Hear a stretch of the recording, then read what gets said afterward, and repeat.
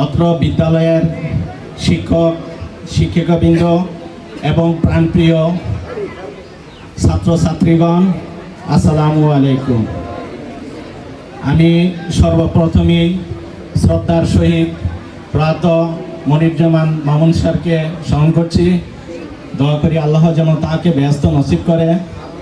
তোমরা জানো যে উনি দীর্ঘদিন যাত্রাবাড়ি জেনারেল হসপিটালে ডায়াগনস্টিক সেন্টারে চিকিৎসারত অবস্থায় সে বিধাতার সিদ্ধান্তে মৃত্যুবরণ করে। আমি তার রুহের আত্মার মাগফিরাত কামনা করছি। আজকের যে অনুষ্ঠান, এটা সত্যি আবেগঘন এবং আবেগতাড়িত। এসএসসি পরীক্ষার্থীদের বিদায় অনুষ্ঠান। কবির ভাষায় বলতে হয়, দুর্গম গিরিকান্তর মরুদুস্তর পারাপার লঙ্ঘিত হবে নিশীথে যাত্রীরা হুঁশিয়ার।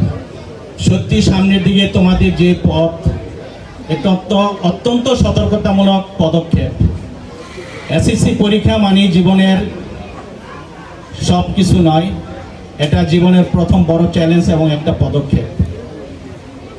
আমার পূর্বের বক্তা জনাব দিদার আলম ভাই বলে গেছে যে এসএসসি পরীক্ষা আসলে জীবনের সব কিছু না।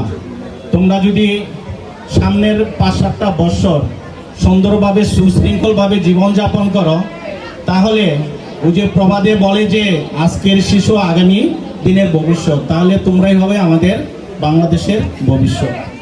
তোমাদের মধ্যে আমি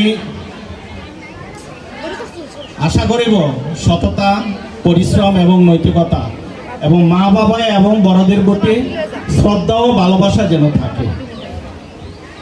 যারাই সামনের সারিতে গেছে, জীবনে বড় হয়েছে, তাদের পিছনে একটি দেখতে পাবা যে তারা বাবা মাকে শ্রদ্ধা করতো, বাবা মার সাথে কোনোদিন বেয়াদবি করতো না। শিক্ষকদের সাথে শিক্ষা নিয়ে তারা সারা জীবন শিক্ষকদের ভালোবাসতেন। আমিও চাই তোমরা এখান থেকে কয়েকদিন পরেই তোমরা এসএসসি পরীক্ষা দিবে, সুন্দরভাবে পরীক্ষা দিবে। শিক্ষকরা অত্যন্ত মেধাবী এবং শিক্ষকদের নিউ সানরাইজ স্কুল পরিচালিত। আমি আশাবাদী তোমাদের রেজাল্ট খুব সুন্দর হবে। তোমরা প্রতিষ্ঠানের জন্য একটা উজ্জ্বল সম্ভাবনাময় রেজাল্ট উপহার দিবে, এই আশায় ব্যক্ত করি।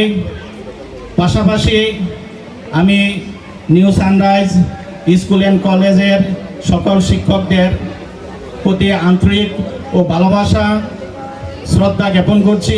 পাশাপাশি শ্রদ্ধার সহিত যে আমাদের রাসেল ভাই যে জামালদি এলাকায় এত সুন্দর একটা স্কুল প্রতিষ্ঠা করেছে। সত্যি গভর্নমেন্ট অ্যাডমিনিস্ট্রেট স্কুলেও 50 জন এসএসসি শিক্ষার্থী পাওয়া যায় না বর্তমানে, কিন্তু আমি শুনে রিয়েলি আই এম অ্যাস্টনিশড যে 50 জন শিক্ষার্থী তারা এসএসসি পরীক্ষা দিচ্ছে। আমি সবার জন্য দোয়া করি তোমাদের সামনের ভবিষ্যৎ জীবন যেন উজ্জ্বল হয়। আসসালামু আলাইকুম।